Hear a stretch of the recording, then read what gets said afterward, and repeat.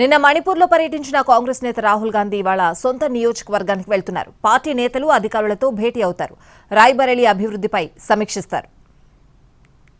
కాంగ్రెస్ నేత, లోక్సభలో విపక్ష నేత రాహుల్ గాంధీ ఇవాళ ఆయన సొంత నియోజకవర్గం రాయ్బరేలీలో పర్యటిస్తారు.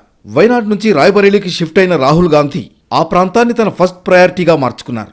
ఎన్నికల ఫలితాలు వచ్చిన తర్వాత గత నెల 10వ తేదీన సోదరి ప్రియాంకతో కలిసి రాయ్బరేలీకి వెళ్లారు. ఇప్పుడు రెండోసారి తన నియోజకవర్గంలో పర్యటిస్తారు.